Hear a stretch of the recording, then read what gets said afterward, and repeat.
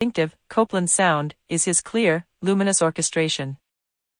Copland does not mix colors to produce rich romantic blends, but keeps the four families of instruments more or less separate from one another.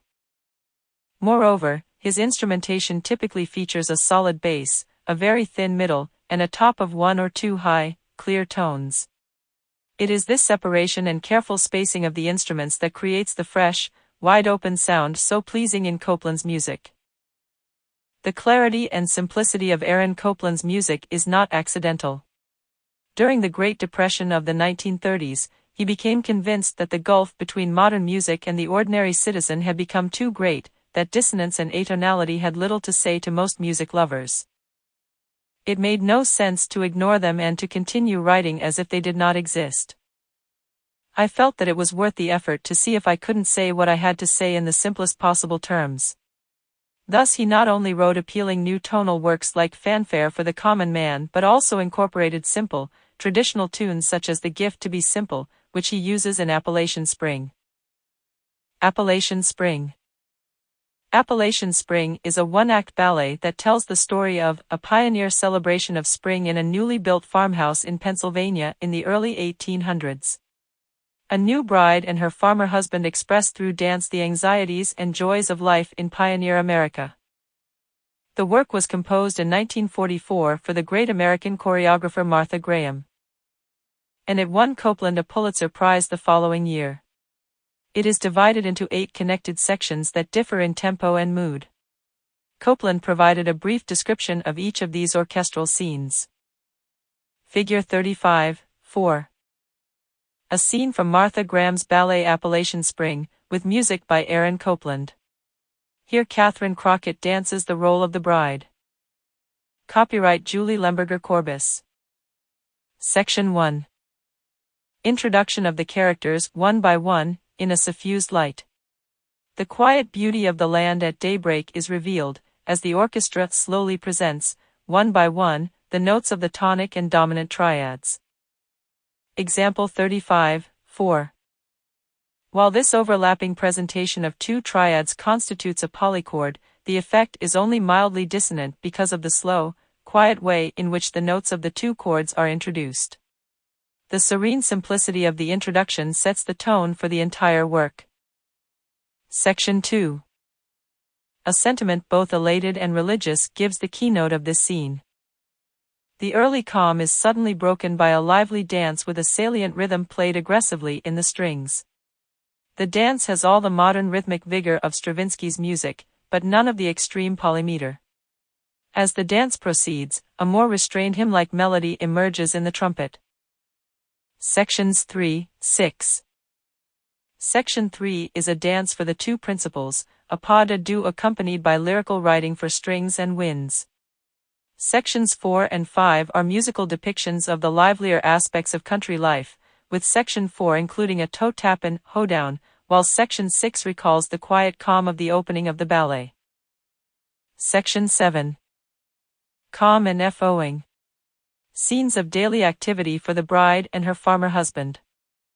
For this section, Copland chose to make use of a traditional tune of the Shakers, an extreme religious sect that prospered in the Appalachian region in the early 19th century and whose members expressed their spiritual intensity in frenzied singing, dancing, and shaking. Today this tune is famous, having been featured, among other places, in a John Williams piece for Barack Obama's inauguration in 2009. But the melody has become well known only because of Copland's Appalachian Spring.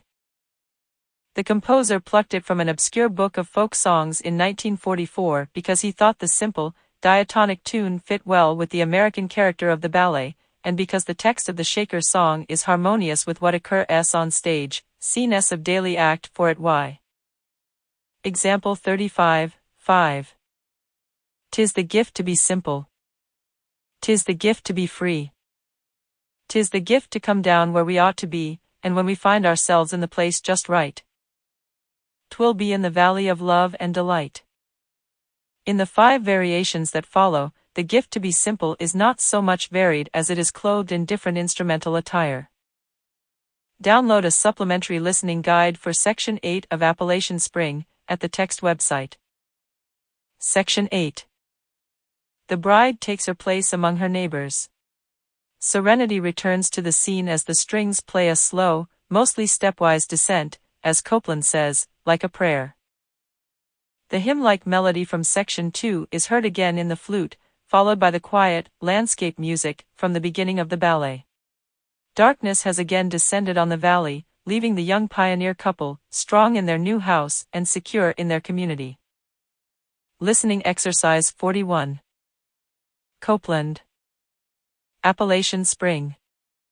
The following exercise asks you to consider the ways Aaron Copland softens the more radical aspects of 20th century modernist music. 5:20:22. 5:20:22. To take this listening exercise online and receive feedback or email answers to your instructor, go to the text website. Section 1, Introduction. 1. Although the opening involves the overlap of two conflicting triads, this passage does not sound harshly dissonant. Why not? A. Because the music is quiet. B. Because the notes unfold in succession, rather than sound at once. C. Because the dissonant notes are not all in the same register. D. All of the above. 2. Why does this passage sound more like romantic than modern music? A. A nostalgic-sounding English horn suggests a woodland scene. B. An alpine horn call suggests distant mountains. C. The strings provide a warm accompaniment, and there are no syncopated rhythms or percussive effects. 3. Which member of the woodwind family does not play a solo in this lovely section?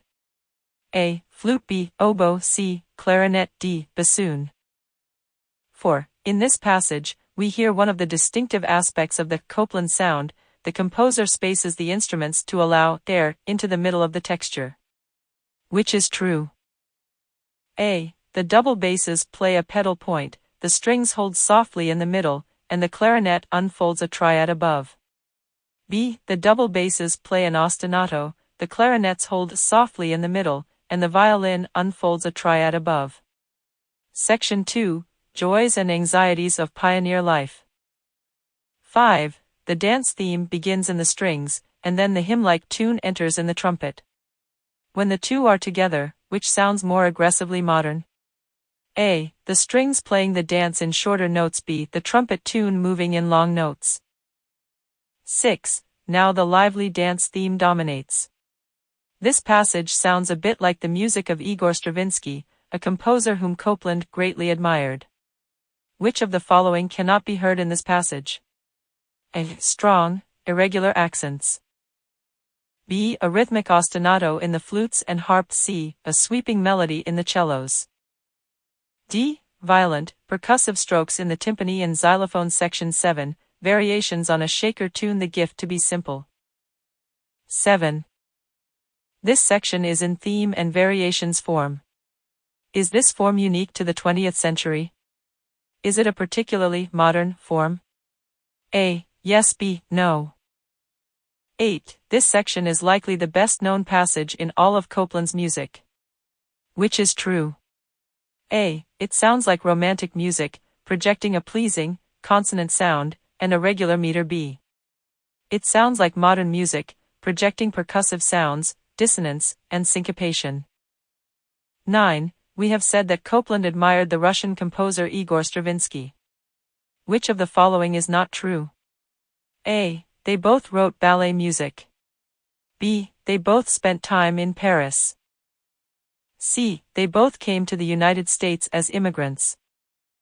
D. They both liked bright, clean, and carefully spaced colors in their orchestrations. E. They both incorporated folk melodies into their music. 10. Comparing Copland's Appalachian Spring to Stravinsky's The Rite of Spring, which of the two scores do you judge to be the more radically modern? A. Stravinsky's. B. Copland's. Ellen Toff Swillich. By the end of the Second World War, composers such as Ives and Copland had established a uniquely American brand of modernist art music. Consequently, later generations of American composers could work more freely within the tradition of European classical music, without feeling compelled to incorporate distinctively American musical traits. One American composer who might be called, paradoxically, A traditional modernist is Ellen Toff Zwilich. The daughter of an airline pilot, Zwilich was born in Miami and educated at Florida State University.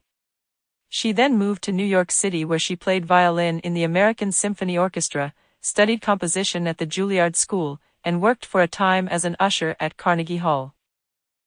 Zwilich's big break came in 1983, when she became the first woman to win the Pulitzer Prize in music. During 1995-1998, she was the first person of either sex to occupy the newly created composer's chair at Carnegie Hall. Usher had become director. Today Zwilich enjoys a status to which all modern composers aspire. She is free to devote herself exclusively to writing music, sustained by her royalties and commissions.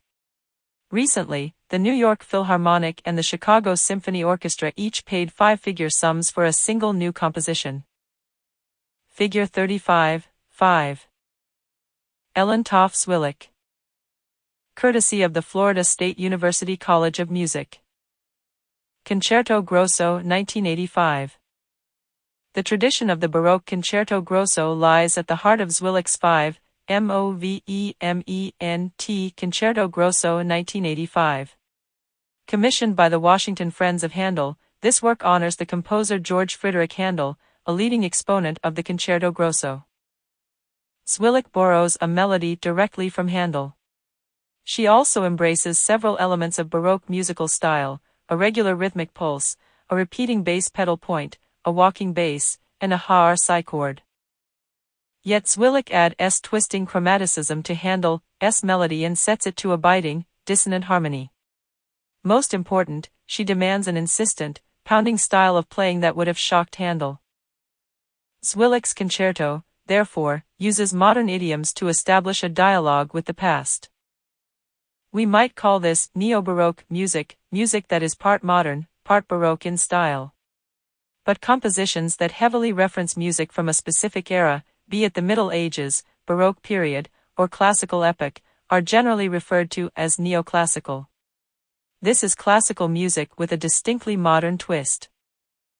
Download a supplementary listening guide for the first movement of Zwilich's Concerto Grosso 1985 at the text website. Listening Exercise 42. Zwilich. Concerto Grosso 1985. 523. 224. To take this listening exercise online and receive feedback or email answers to your instructor, go to the text website. This movement is scored for strings, 2 French horns, oboe, English horn, and harpsichord. The following questions pertain to the dialogue Zwilich establishes with the music of Baroque composer George Friedrich Handel. 1. The large orchestra that Zwilich requires here is least comparable in size to which previous orchestra? A. Baroque. B. Classical. C. Romantic. 2. The opening melody is played by an English horn. Is the English horn part of the typical Baroque or classical orchestra? A. Yes. B. No. 3. The music begins with a pedal point in the bass. We first met the pedal point in which period in music history? A. Baroque. B. Classical. C. Romantic.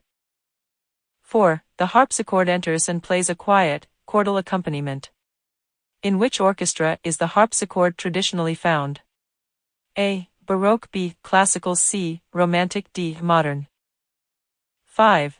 Which of the following elements from this passage are not a typical element in Baroque music? A. The dissonant, disjunct melody. B. The harpsichord chords. C. The very regular rhythm pulsations. 6. Why does this passage sound less modern and more romantic? A. The rising cellos play with warmth and sentiment. B. The harpsichord plays with much vibrato. C. The pedal point sounds with much rubato. 7. The return of the melody here is comparable to a return of what in a Baroque concerto grosso? A. The rondo. B. The raga. C. The ritornello. 8. Which of the following is true in this final passage? A. The harpsichord plays continuous chords together with a strong bass line, thereby creating the modern equivalent of a basso continuo.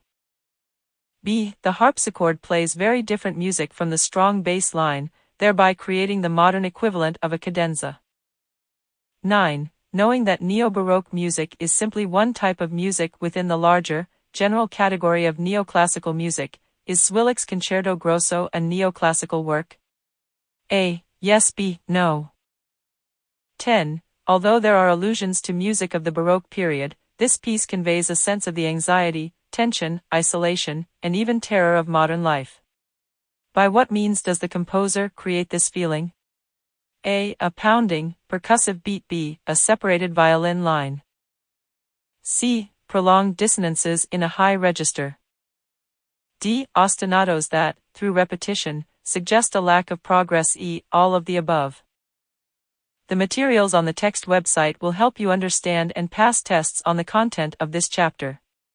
In addition, you may complete this chapter's listening exercises interactively, as well as view active listening guides and other materials that will help you succeed in this course.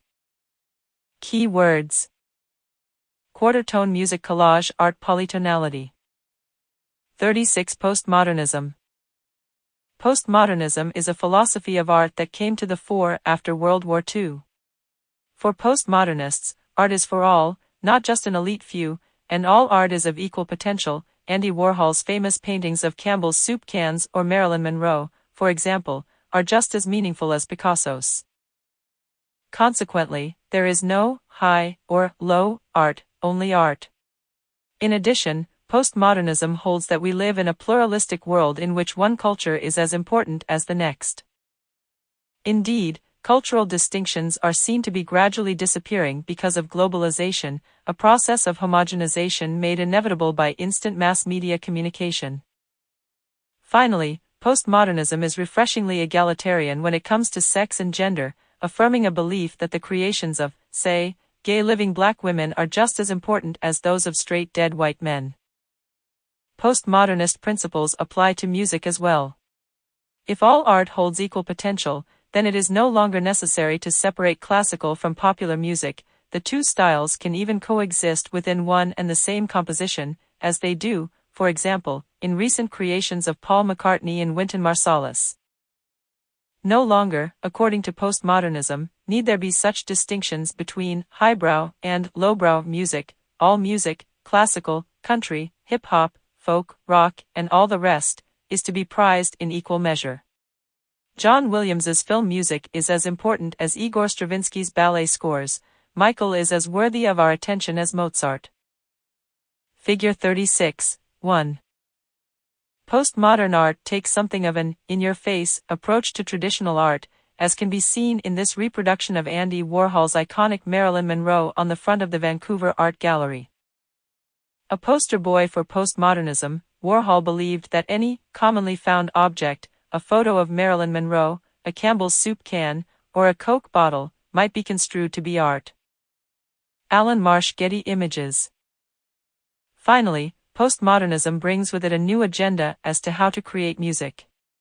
Classical formal models, such as sonata, allegro, and theme and variations, are no longer operative. Each musical work must fashion its unique form according to the demands and creative urges of the moment. Music no longer need be goal-oriented. A particular piece does not have to work progressively to a defined point of arrival or climax. In today's musical culture, amplified instruments and electronic music are commonplace in symphony hall and rock arena alike.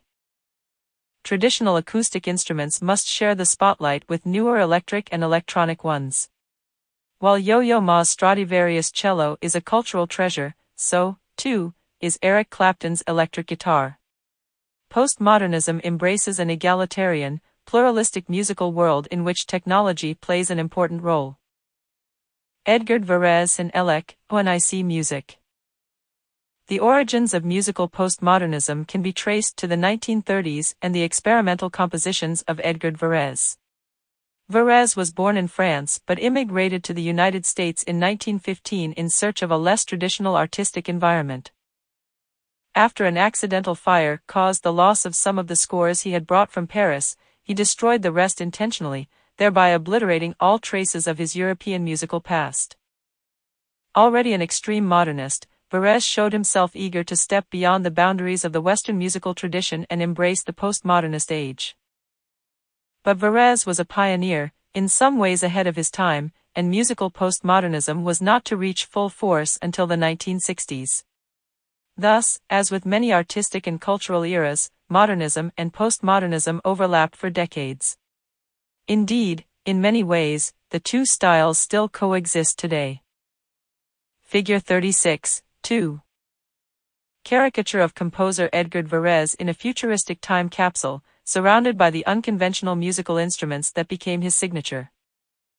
Copyright Alastair Graham Lebrick Music and Arts. Significantly, Varèse titled his first work written in the United States Amériques, suggesting not only a new geography but also a new world of musical sound. Besides the usual strings, brasses, and woodwinds, the orchestra for Amériques also required a battery of new percussion instruments, including sirens and sleigh bells, most of which had never been heard in a symphony orchestra. In earlier centuries, composers had typically called on the percussion to provide accentuation. The thuds, bangs, and crashes of these instruments helped to delineate the climaxes of the musical structure. Like road signs, they pointed the way but did not constitute the essence of the musical journey. By the 1930s, however, Varèse had radically altered the traditional role of percussion instruments. In ionization, the orchestra consists of nothing but percussion instruments, including 2 sirens, 2 tam-tams, a gong, cymbals, anvils, 3 different sizes of bass drum, bongos, various Cuban rattles and gourds, slapsticks, Chinese blocks, sleigh bells, and chimes. Here, percussive sounds do not reinforce the music, they are the music. To grasp the significance of an all-percussion orchestra, remember that most percussion instruments generate sounds of indefinite pitch, rather than one continuous frequency or musical tone.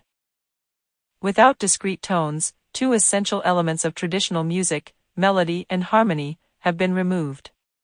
All that remains is rhythm, color, and texture, which Varèse deployed in original ways. Yet, having created new percussive soundscapes in ionization, Varèse wanted more. As he said in a lecture in 1936, "When new instruments allow me to write music as I conceive it, will be clearly perceived." 2 decades later, the new instruments Varèse had envisioned, electronic instruments, became available. Poème électronique. Most traditional music around the world is played on acoustic instruments. But shortly after World War II, new technology led to the development of electronic music produced by a synthesizer, a machine that can create, transform, and combine sounds by means of electronic circuitry. Varèse's poème électronique is an early landmark of electronic music.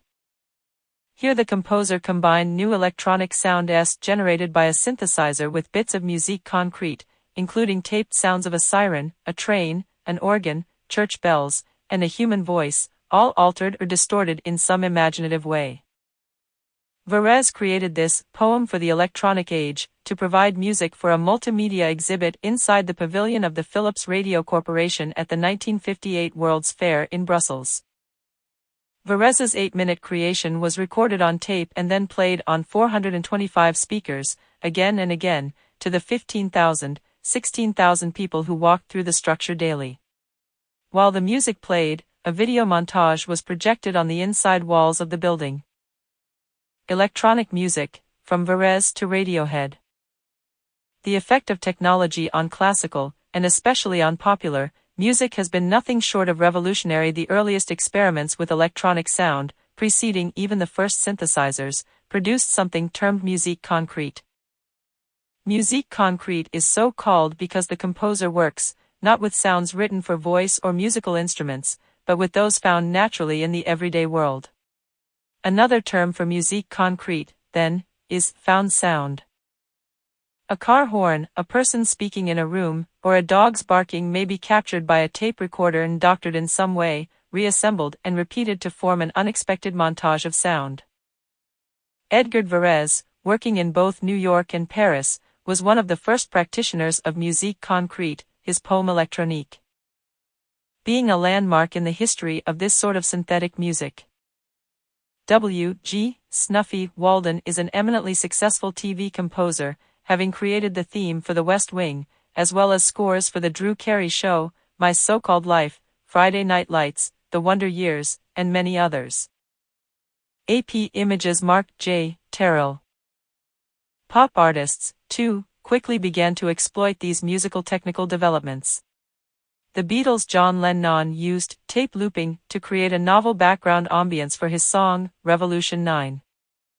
As Lennon recounted, "We were cutting up classical music and making different size loops, and then I got an engineer tape on which an engineer was saying, number 9, number 9, number 9. All those different bits of sound and noises were all compiled. I fed them all in and mixed them live." Lennon also added musique concrète to a few Beatles songs.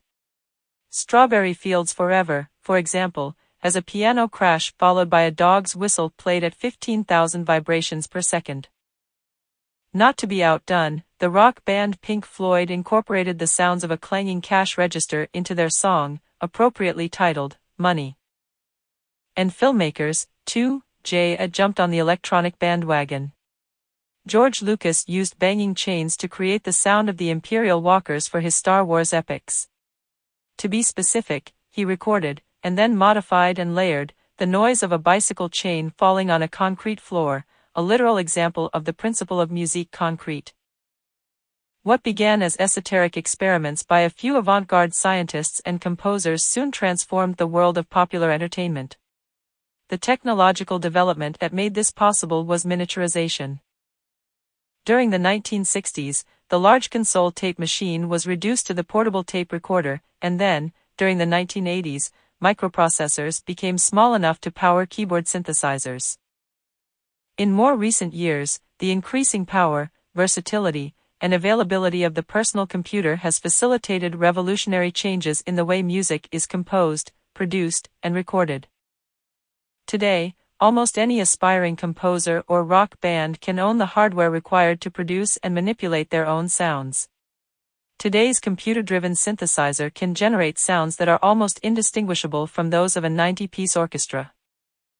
Consequently, computer music has revolutionized the world of commercial music.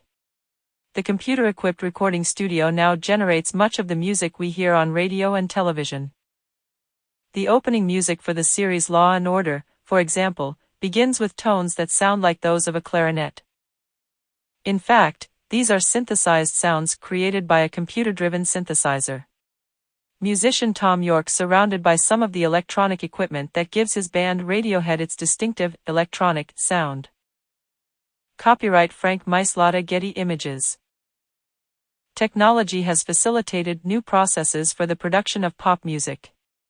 In the 1980s, rap and hip-hop artists began using a technique called sampling, whereby the rapper or producer extracts a small portion of pre-recorded music and then mechanically repeats it over and over as a musical backdrop to the text that he or she raps. And in scratching. Another technique popular in rap and hip-hop, a creative DJ with one or more turntables manipulates the needles, scratching on the vinyl of the record while other pre-recorded sounds loop continually in the background. Perhaps no contemporary rock group has blended songwriting with the manipulation of electronic audio more extensively than Radiohead. For their albums and concert tours, they use not only analog and digital synthesizers but also special effects, pedals and distortion filters to reform the audio of their voices and instruments. All these electronic devices and computer processes help give the music of Radiohead its sometimes disembodied, otherworldly quality. As you listen to Poème électronique, you may have one of the many reactions experienced by those visitors to the Phillips Pavilion in 1958, anger, fear, revulsion, curiosity, or awe at the sheer strangeness of the sound. Startling tones come in rapid succession and then disappear quickly. Large, dense masses of sound are suddenly succeeded by thin, airy ones. 3 mysterious tones rise chromatically. Squawks, honks, swoops, and animal noises come one after another. Is the artist's message? An ardent post-modernist such as Varese would say that art need not have meaning. Is poème électronique really music or merely ingeniously contrived noise? Again, the postmodernist would respond that organized noise is just as valid an artistic statement as organized tones. John Cage and Chance Music. If, as postmodernists say, music need not progress in an organized fashion toward a goal, why not just leave it to chance? This is essentially what American composer John Cage decided to do. Cage was born in Los Angeles, the son of an inventor. He was graduated valedictorian of Los Angeles High School and spent 2 years at nearby Pomona College before going to Europe to learn more about art, architecture, and music. Arriving in New York City in 1942, he worked variously as a wall washer at the YWCA, teacher of music and mycology at the New School for Social Research, and music director of a modern dance company. From his earliest days as a musician, Cage had a special affection for percussion instruments and the unusual sounds they could create. His first construction has 6 percussionists play piano, metal thunder sheets, oxen bells, cowbells, sleigh bells, water gongs, and brake drums, among other things. By 1941, he had collected 300 percussion objects of this kind, anything that might make an unusual noise when struck or shaken. Cage's tinkering with percussive sounds led him to invent the prepared piano, a grand piano outfitted with screws, bolts, washers, erasers, and bits of felt and plastic all inserted between the strings. This transformed the piano into a one-person percussion band that could produce a great variety of sounds and noises, twangs, zaps, rattles, thuds, and the like, no two of which were exactly the same in pitch or color. In creating the prepared piano, Cage was merely continuing along the experimental trail blazed by his spiritual mentor, Edgar Varese. Years ago, after I decided to devote my life to music, I noticed that people distinguished between noises and sounds. I decided to follow Varese and fight for noises, to be on the side of the underdog. Cage's glorification of everyday noise began in earnest during the 1950s. Rather than engage in a titanic struggle to shape the elements of music, as had Beethoven, he decided to sit back, relax, and simply allow noises to occur around him. In creating this sort of intentionally purposeless, undirected music, Cage invented what has come to be called chance music, the ultimate postmodernist experimentation. In chance music, musical events are not carefully predetermined by the composer, but come instead in an unpredictable sequence as the result of non-musical decisions such as following astrological charts, tossing coins, throwing dice, or shuffling randomly the pages of music to be played. In Music Walk, for example, one or more pianists connect lines and dots in any fashion to create a musical score from which to play. Such scores suggest only vaguely what the musician is to do. The musical happening that results is the sort of spontaneous group experience that was to flower during the 1960s. More radical still is Cage's work 0 feet 0 inches, which allows the performer total artistic freedom. When performed by Cage himself in 1962, he sliced and prepared vegetables at a table on a stage, put them through a food processor, and then drank the juice, all the while amplifying and broadcasting the sound of these activities throughout the hall.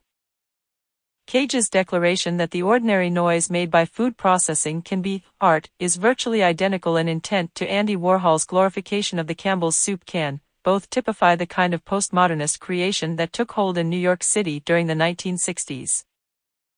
To hear the sounds of a prepared piano, listen to John Cage Sonata V in the YouTube playlist on the text website.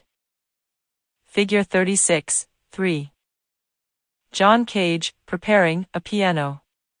By putting spoons, forks, screws, paper clips, and other sundry objects into the strings of the piano, the composer changes the instrument from one producing melodic tones to one generating percussive impacts.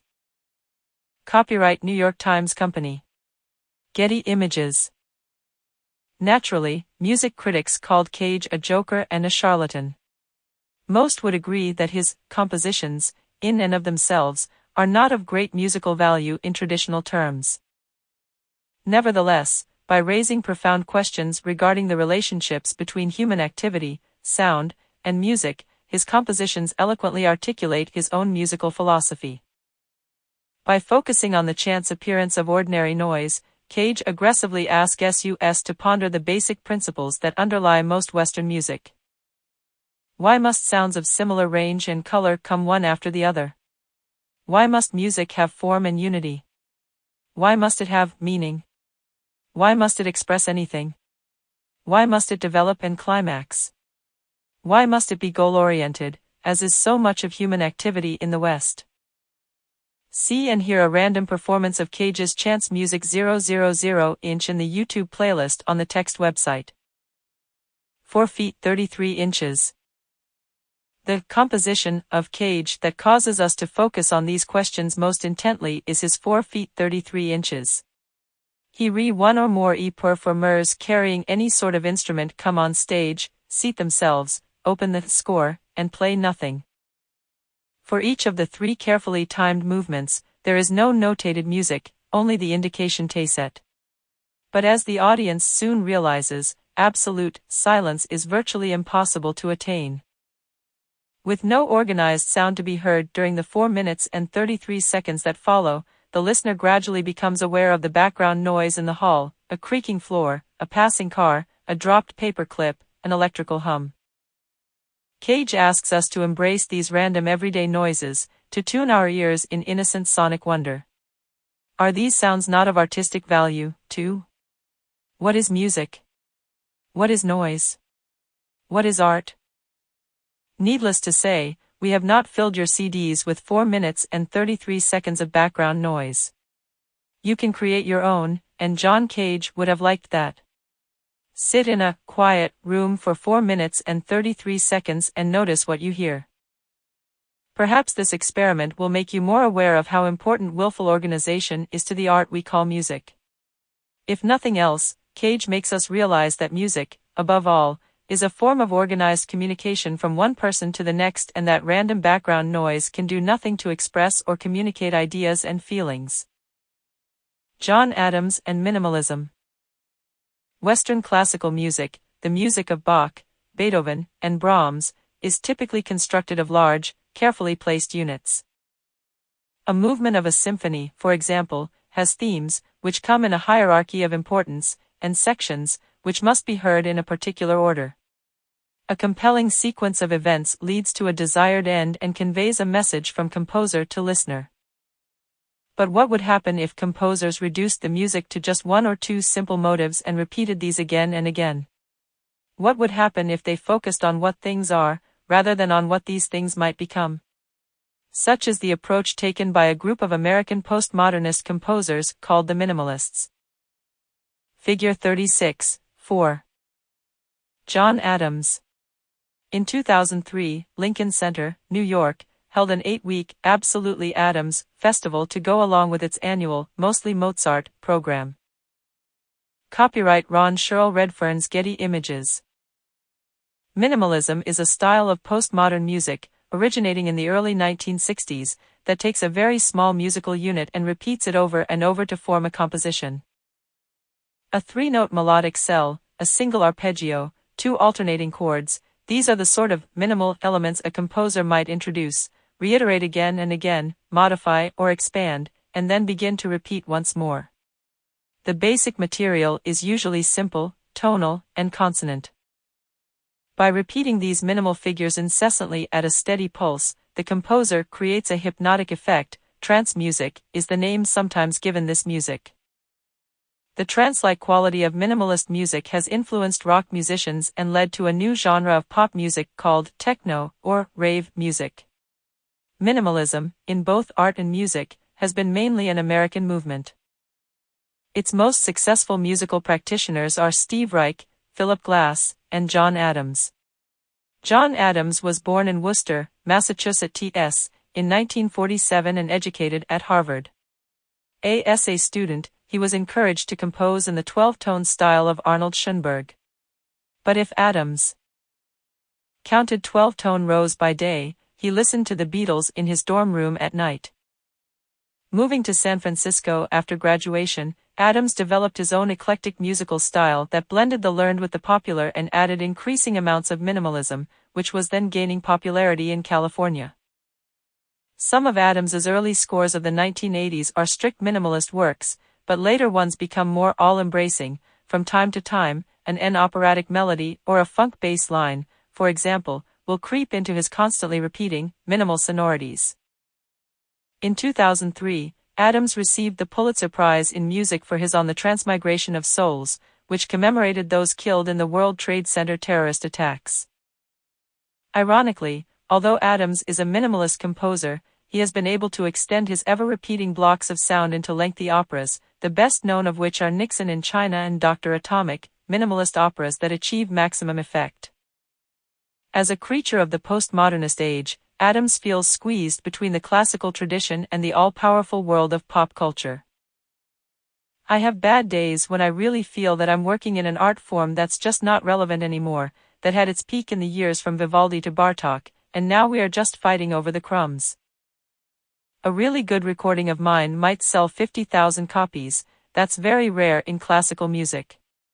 For a rock group, 50,000 CDs sold would be a disaster. Short ride in a fast machine. To experience postmodern minimalism quickly, we turn to an early work by Adams, one commissioned in 1986 by the Pittsburgh Symphony. Short Ride in a Fast Machine is scored for full orchestra and 2 electronic keyboard synthesizers. Example 36:1 shows how the music is composed of short motives that continually repeat. There are 5 sections to this work. In each lap, the machine seems to accelerate, not because the tempo gets faster but because more and more repeating motives are added. The effect created is that of a powerful, 20th-century engine firing on all cylinders. As Adams has said about his minimalist work, you know how it is when someone asks you to ride in a terrific sports car, and then you wish you hadn't? Example 36:1. Tan Dun and globalization. The signs of globalization, the development of an increasingly integrated global economy, are everywhere. Computers, cell phones, and MP3 players, all Western inventions, have brought Western, and particularly American, culture to the Far East. The youth of China, for example, can watch most of the newest American films and TV programs, and listen to latest American music, as instantaneously as can students in the United States. Traditional Western musical culture has also infiltrated the Far East. Music students in conservatories in Japan, China, and Korea now study Western classical music as much as they do their native musics. They learn, for example, how to play the piano, a uniquely Western instrument, performing Bach's fugues and Beethoven's sonatas. Today, nearly as many CDs of Western classical music are sold in Japan as in the United States. But commerce and cultural influence inevitably flows in 2 directions. The shorts, socks, and shoes we wear likely came from China, and the automobile in which we ride probably was made in Japan. So, too, traditional Chinese music has also made inroads in the West, most emphatically with the Grammy Award-winning film score to Crouching Tiger, Hidden Dragon with music by Tan Dun. As economic barriers are removed, the flow of ideas accelerates, and cultural distinctions begin to blur.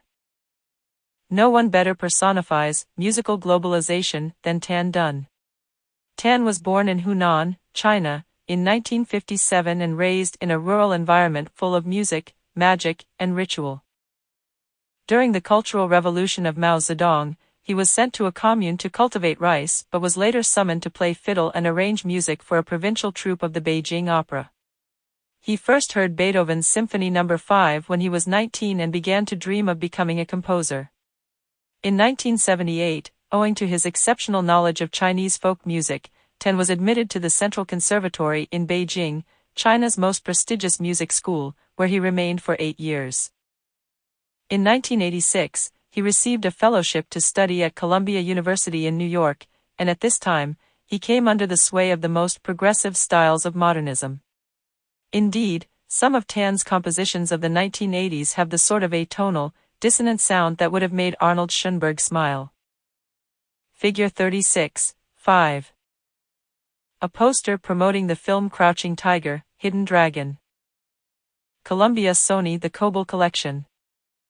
By the 1990s, however, the sounds of Tan's homeland had crept back into his scores, the pentatonic scale, microtonal pitch slides, scratchy string bowings, vibrant percussion sounds, and the nasal timbres of the Beijing opera style. Tan's own opera Marco Polo earned him the Grawemeyer Award, classical composition's most prestigious prize.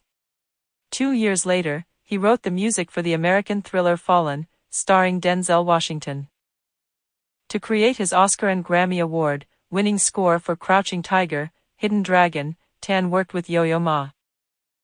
Ma played the cello solos, which were recorded in New York. These were later patched into the full soundtrack, which was recorded in Shanghai by a Western-style orchestra supplemented by traditional Chinese instruments, a truly global enterprise. Most recently, Tan Dun has worked with Yo-Yo Ma on a series of concerts and recordings called the Silk Road Project, a continuing program designed to highlight and integrate the music and instruments of China with those of the Western tradition. In 2009, Google commissioned Tan to compose Internet Symphony No. 1, Eroica, to be performed collaboratively by the YouTube Symphony Orchestra. To hear strains of Tan and Beethoven in Internet Symphony No. 1, Eroica, go to the YouTube playlist on the text website. Figure 36, 6. Tan Dun. Copyright Ted Tai Time Life Pictures Getty Images. Marco Polo. Tan Dun's opera Marco Polo is an excellent vehicle through which to experience his music and explore the process of musical globalization. It was financed and co-produced by opera companies in Amsterdam, Munich, and Hong Kong, where the first 3 premieres occurred simultaneously. Moreover, the subject of Marco Polo, an Italian explorer who traveled the Silk Road to China in the 13th century, offered Tan the opportunity to present the music of several different cultures: Western, Middle Eastern, Indian, Tibetan, Mongolian, and Chinese. In the scene Waiting to Depart, Marco Polo stands before the sea, looking eastward. The figures of water and shadows beckon him to begin the journey of time and space. Marco exists in the present but envisions the future. This we know not from reading the sparse libretto, but from listening to the orchestra. What composer Tan has said about this opera in general applies particularly well to this scene. I think sounds in different musical cultures guide my own development, leading me through a deeper journey. From medieval chants, from Western opera to Beijing opera, from orchestra to sitar, pipa and Tibetan ritual horns, the fusion of musical sounds from all corners of the globe is the definition of Marco Polo to me. Watch a video of Craig Wright's Open Yale Course Class Session 23, Review of Musical Style, at the text website. A complete checklist of musical style for the modern and postmodern eras can be found at the text website. The materials on the text website will help you understand and pass tests on the content of this chapter. In addition, you may watch Craig Wright's own lecture at Open Yale Courses and complete this chapter's listening exercise interactively, as well as view active listening guides and other materials that will help you succeed in this course. Keywords: electronic music synthesizer, musique concrete, computer music, sampling, scratching, prepared piano, chants, music, minimalism, globalization, cultural revolution. Part 7. American popular music, 1850, present. Lebrecht Colorizer AL. 37 American popular music, 1850, World War II. 38 Post-war jazz. 39 Broadway, film, and video game music. 40 Rock, music of rebellion. Every nation has its popular music, the music all the people know and love, not merely an educated few. Today, CDs of popular music outsell those of classical music by more than 10 to 1. For the most part, popular music is simple and direct, requiring little or no formal training in music. It is intended to be enjoyed in the moment, without particular concern for lasting artistic value. The United States has perhaps the most heterogeneous population in the world, and American popular music reflects this richness and diversity. Folk ballads, fiddle tunes, Native American songs, country songs, cowboy songs, blues, ragtime, gospel hymns, military band music, parlor songs, Broadway show tunes, jazz, swing, film and video game music, rhythm and blues, rock, hip-hop, and rap. These are but some among the many musical genres that form the American vernacular tradition. With the advent of jazz in the early 20th century, American popular music gained prominence throughout the world. Even such classical composers such as Debussy, Ravel, and Stravinsky were captivated, incorporating the infectious rhythms of jazz into their learned scores. Today, American and American-influenced popular music continues to dominate the airwaves and digital downloads around the globe. Although there are now French rappers and Korean remakes of Michael Jackson-style pop, the original designers of these styles, and much more, were, in the words of Bruce Springsteen, born in the USA. 37 American Popular Music, 1850, World War II. Because modern America was settled mainly by immigrants, our forms of musical expression are many and varied. After 1850, a wandering American might hear music for minstrel shows sung in tents, parlor songs, ballads, and fiddle tunes sung at home, blues and work songs sung in the fields, and spirituals sung in white or black churches, to name just a few musical experiences. For reasons that are still not fully clear, the musical genres that largely dominate the pop scene today, country, blues, jazz, rock, and rhythm and blues, had their origins in the post-Civil War South. Some of this music was created by whites, and some of it by blacks. But it all had its origins in America's unwritten folk traditions. Folk music typically springs from rural communities and is passed along by oral transmission, one singer learning the tune from another. Because folk songs are usually remembered by ear and not written down in musical notation, the music and text continually evolve generation after generation. For example, there are nearly 250 slightly different versions of the ballad Barbara Allen known today, and we don't know who wrote this centuries-old melody. True folk music, therefore, is the product not of just one individual, but rather of an entire group, be they Anglo-Irish settlers or West African slaves. Originally, American country music was a nameless, faceless repertoire belonging to the people of the rural South.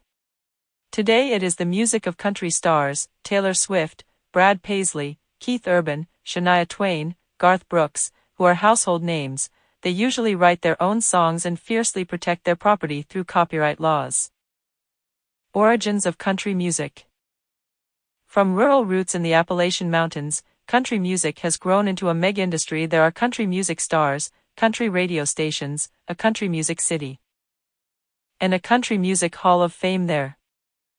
While sales of CDs of almost all genres of music, pop as well as classical, have steadily declined in recent years, those of country music have actually increased. Garth Brooks, for example, has sold 220 million albums. Each week, according to a recent survey, more than 77 million adults tune into a country music station. But what is country music?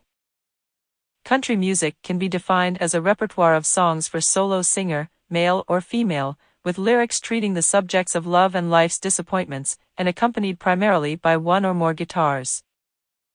Country music grew out of the songs of the Anglo-Irish settlers in the Appalachian region, in Virginia, North Carolina, and Tennessee, for example. Their melodies were mostly ballads, narrative songs in strophic form that told a tale in an unemotional way. Appalachian ballads were at first sung by voice alone or voice accompanied by a fiddle. Sometimes a mountain dulcimer or an autoharp might also be used, and sometimes a banjo, a four-string plucked instrument of African American origin. Eventually, all of these were replaced by the guitar, a more resonant instrument with a greater range. The text of country music delights in a mixture of opposites, extreme realism and extreme sentimentality. That is, on the one hand, there is no shying away from the gritty, even grisly, side of life, as typified by a couplet from the Irish ballad, The Butcher Boy, he went upstairs to make her hope and found her hanging from a rope. On the other hand, equally prevalent are corny, unimaginative rhymes like, I began to wail when you went to jail. Country dialects are also employed, yielding constructions such as ain't and yonder, and lonesome participles go rollin', ramblin', and cryin' along the road of life. The musical style of country music usually involves a vibrato-less voice, suggesting a lonesome quality, above a harmony supplied by several guitars and an electric bass. The singer often slides between pitches, a sliding that seems harmonious with a southern drawl, one that incorporates many diphthongs. Harmonies are uncomplicated in the extreme, usually consisting of only 2 or 3 chords. Likely the harmonic simplicity was originally caused by the fact that the singers, with rudimentary skills, could strum only these chords on the guitar. The Carter family. Country music emerged from a rich folk tradition and became a separate musical genre during the 1920s.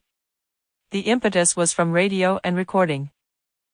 Radio shows such as Grand Ole Opry, broadcast from Nashville beginning in 1925, showed that the popularity of a folk-based rural music might spread far beyond Appalachia. Big city record producers brought recording equipment into the hills and advertised for local performers. One group that heeded the call was the Carter family from westernmost Virginia, who went to Bristol, Tennessee, to audition in 1927. The Carter family was really a husband and wife team. A.P. Carter and his wife, Sarah, along with her cousin, Maybelle Addington Carter. Sarah sang in a distinctive low, vibrato-less voice, accompanying herself on the autoharp, while Maybelle played the melody of the song on the bass strings of the guitar and also strummed chords. Their nearly 300 recordings sold millions of copies and marked the beginning of country music as we know it today, songs with one recognized version, sung by a known performer or group and held under copyright. A.P. Carter piped in some supporting harmony when the group performed, but more important, he served as manager, getting the engagements and recording contracts.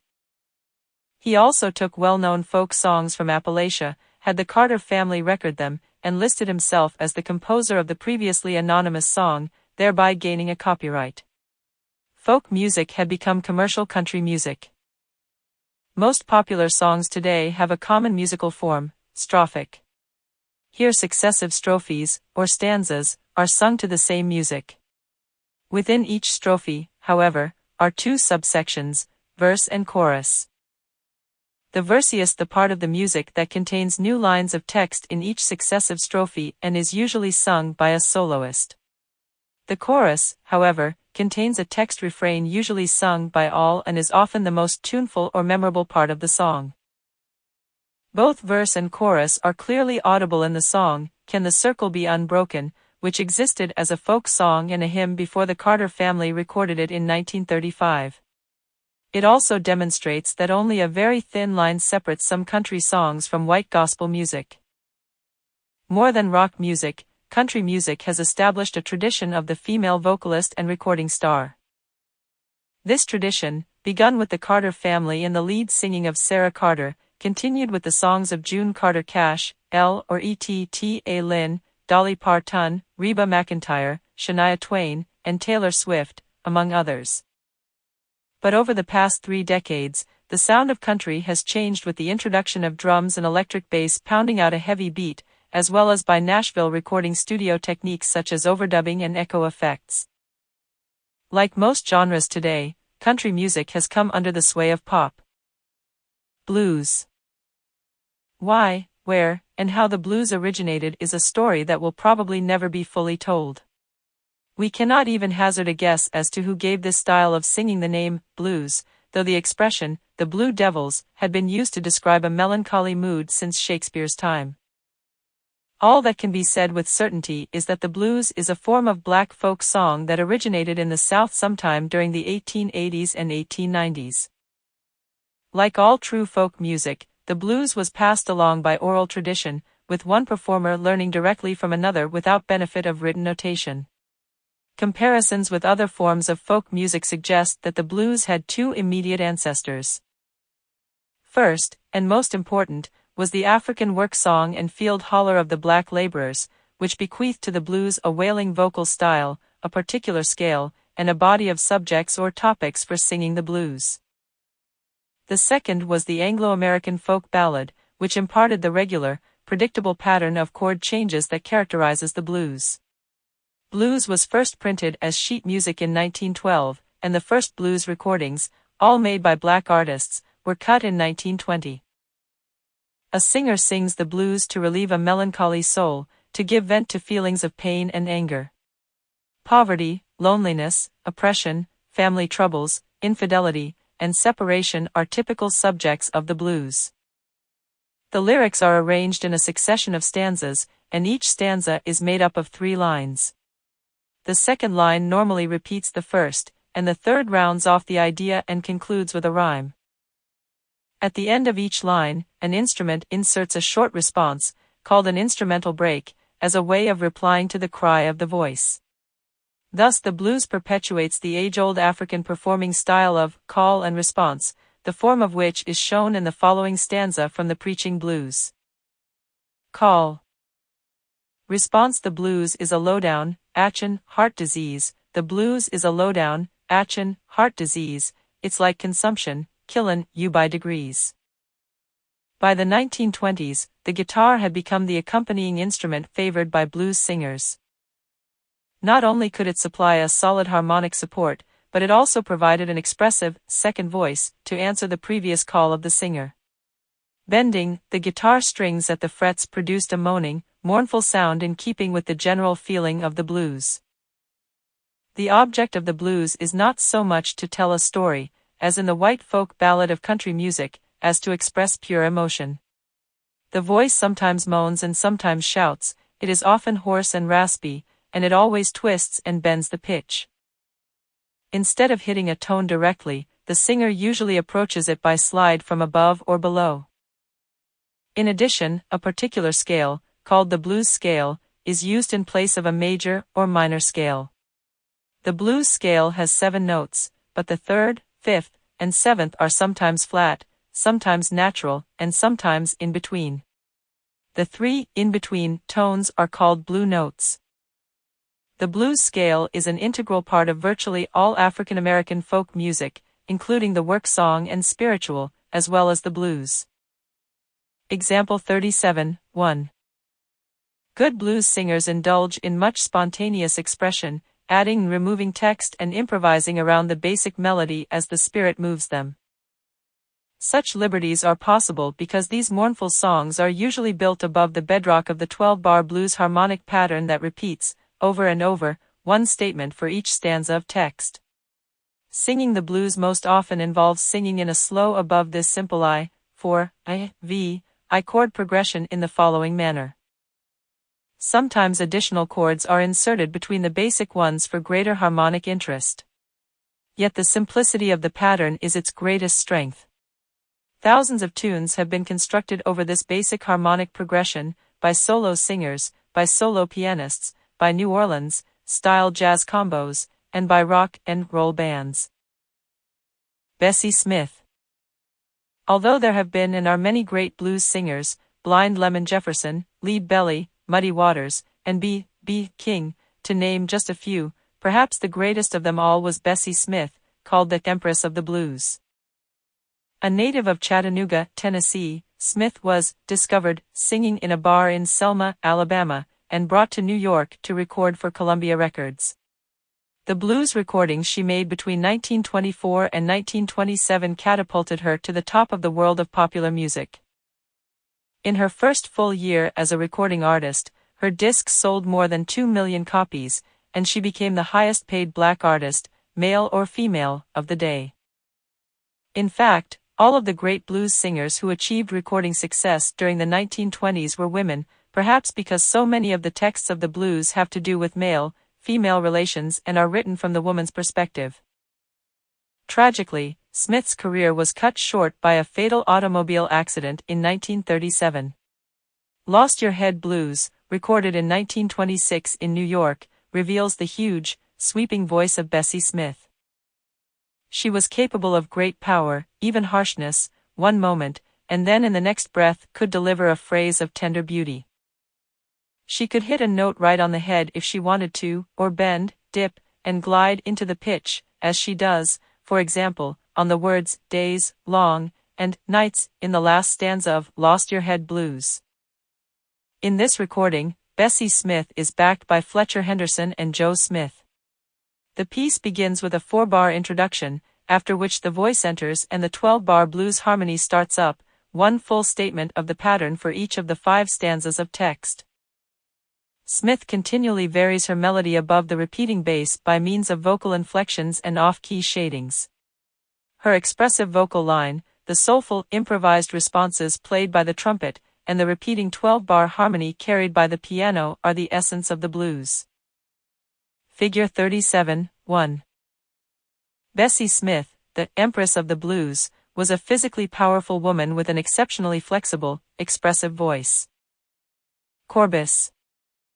To take listening exercise 43 for this musical selection online and receive feedback or email answers to your instructor, go to the text website. The impact of the blues on popular music has been enormous. Besides blues specialists, such as B.B. King, many pop singers, including the Rolling Stones and the Doors, have embraced the blues. So, too, have jazz greats ranging from Louis Armstrong at the beginning of the 20th century to Wynton Marsalis at the end. Equally important, it was from the blues and its offspring, rhythm and blues, that rock and roll was born. Early jazz. Jazz has been called America's classical music. Like America itself, jazz is an amalgam, a mixture of many different influences. Foremost among these, of course, are the traditional musical practices of Africa, as manifested in the spirituals and blues of African Americans in the South. But jazz also contains European elements, marches and hymns, in addition to fiddle tunes and dances from the British Isles as preserved in the folk music of white Appalachia. The complex rhythms, percussive sounds, and bending vocal style of African American music merged with the foursquare phrasing and strong, regular harmonies of the Anglo-American tradition to produce a dynamic new sound. Jazz originated about 1910 almost simultaneously in many southern and Midwestern cities, New Orleans, St. Louis, Kansas City, and Chicago, to name a few. Because its style differed from city to city and because various other styles of jazz would later evolve, swing, bebop, cool, and fusion among others, jazz must be defined in rather general terms. Jazz is lively, energetic music with pulsating rhythms and scintillating syncopations, usually played by either a small instrumental ensemble or a larger group. Jazz tends to be polyphonic, since several instruments play independent lines. And it also includes a strong element of improvisation that gives individual performers the freedom to follow their own flights of musical fancy. Tension and excitement are created as virtuosic soloists play off against a regularly changing harmony and a steady beat provided by the rhythm section. Playing jazz is like playing a competitive team sport. It requires teamwork, imagination, skill, and endurance, and the outcome is never certain. Ragtime, a precursor of jazz. Ragtime music was an immediate precursor of jazz and shares with it many of the same rhythmic features. To black musicians, to rag meant to play or sing music in a heavily syncopated, jazzy style, with ragged time. Ragtime music originated in brothels, saloons, and dance halls during the 1890s, the gay 90s, and the jaunty, upbeat sound of ragtime captured the spirit of that age. Most rags were written by black pianists who played in houses of ill repute because it was difficult in those years for black musicians to find employment elsewhere.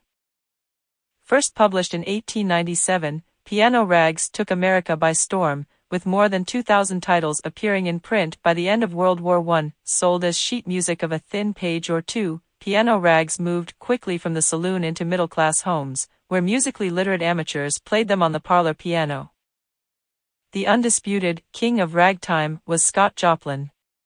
The son of a slave, Joplin managed to acquire for himself a solid grounding in classical music while he earned a living playing in honky-tonk bars in and around St. Louis. In 1899, he published Maple Leaf Rag, which sold an astonishing 1 million copies. Though he went on to write other immensely popular rags, such as The Entertainer and Peacherine Rag, Joplin gradually shed the image of barroom pianist and moved to New York to compose rag-oriented opera. Figure 37, 2. One of the few surviving images of ragtime composer Scott Joplin. Copyright Bettman Corbis. The Maple Leaf Rag, which was immensely popular at the turn of the 20th century, is typical of the style of Joplin and his fellow ragtime composers. Its form is similar to that of an American military march of those same years, consisting of a succession of phrases, each 16 bars in length. The harmony, however, is distinctly European, moving in purposeful chord progressions with slight chromatic inflections. Joplin knew his Schubert and Chopin. Yet what makes rag to me so infectious is its bouncy, syncopated rhythm. Syncopation, of course, is the momentary displacement of an accent from on the beat to off the beat. In piano ragtime, the left hand keeps a regular umpa beat, usually in meter, while the right hand lays on syncopations against it. In the following example from the Maple Leaf Rag, syncopation occurs when long notes sound off the steady eighth note beats of the bass. Example 37, 2. As you follow the listening guide, you may be interested to know that the Maple Leaf Rag is performed here by composer Scott Joplin himself. This recording was originally made in 1916 not on a vinyl record, but on a mechanical piano roll, and only later transferred to vinyl and ultimately to digital format. You will likely be surprised by the slow tempo, but as Joplin warned in one of his publications, never play ragtime fast. New Orleans Jazz. Although jazz sprang up almost simultaneously in towns up and down the Mississippi River, its focal point and probable place of origin was New Orleans. Not only was New Orleans the home of many of the early jazz greats, King Oliver, Jelly Roll Morton, and Louis Armstrong, but it boasted an exceptionally lively and varied musical life that encouraged the development of new musical styles. Culturally, New Orleans looked more toward France and the Caribbean than it did to the Anglo-American North. The city air was filled not only with opera tunes, marches, and ballroom dances from Imperial France but also African-American blues and ragtime, and Cuban dance rhythms. The end of the Spanish-American War brought a flood of used military band instruments into second-hand shops in New Orleans at prices that were affordable even to impoverished blacks. Musicians, black and white alike, found ready employment in ballrooms of the well-to-do, in the bars and brothels of Storyville, and at parades, picnics, weddings, and funerals associated with the many New Orleans societies and fraternal orders. Music was everywhere. Today, jazz musicians such as Wynton Marsalis, a New Orleans native, are leading the revival of the city and its music following Hurricane Katrina. What marks the sound of New Orleans jazz? Syncopation combined with a free treatment of melody. A given march, rag, blues, or popular tune is played with offbeat accents and a spontaneous sliding into and around the pitches of the tune. The rag had strains of 16 bars, many popular songs of the period had 4 4-bar phrases, and the traditional blues, as we have seen, consisted of a steady stream of 12-bar units. Within the square, formal confines of these 4-, 8-, 12-, and 16-bar patterns, the New Orleans jazz combo found a security that allowed the solo instruments the greatest sort of freedom of expression. The melody was usually played in some jazzed-up way by a cornet or trumpet, a clarinet supported this lead instrument and further embellished the tune, a trombone added counterpoint against the melody in a lower range, down below, a tuba set the harmonies if the group was marching, but if it did not, that job was handed over to a string bass, piano, banjo, and/or guitar. These same instruments, along with the drums, formed the rhythm section because they not only set the harmony but also helped the drums give out the beat in a steady fashion. Finally, New Orleans style bands, then and now, rarely play from written music. Instead, they count, or feel, when the chords must change, and they improvise and refashion the tune to make it fit those changes. Figure 37, 3. Louis Satchmo Armstrong. Hulton Archive Getty Images. Louis Armstrong.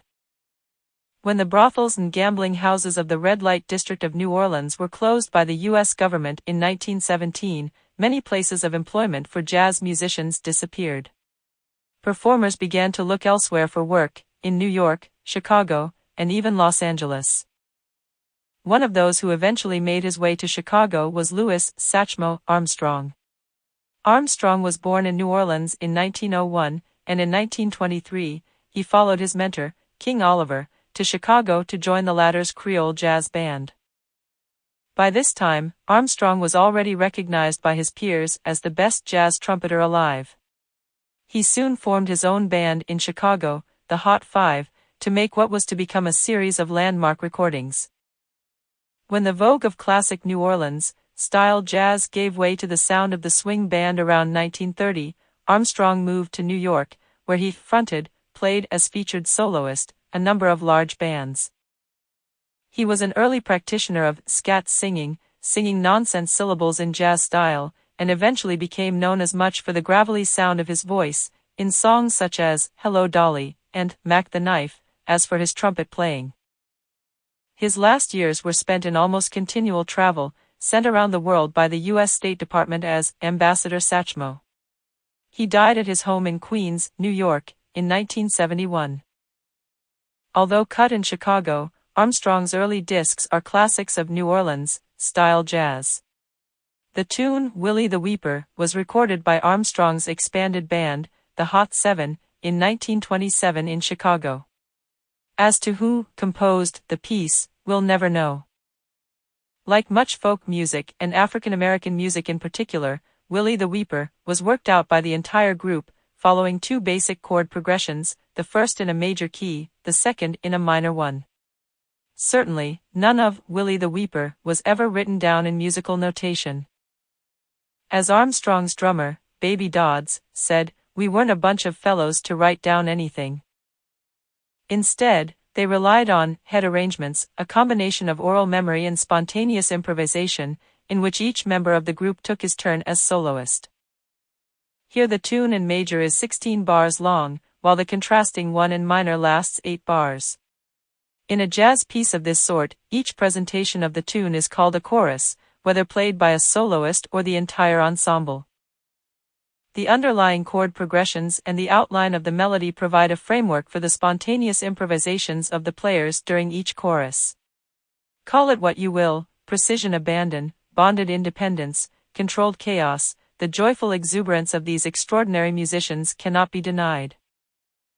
Big bands and swing. The recordings of Louis Armstrong and the Hot Seven sold as fast as they could be pressed. Jazz became the rage of the 1920s, just as ragtime had been the craze at the turn of the century.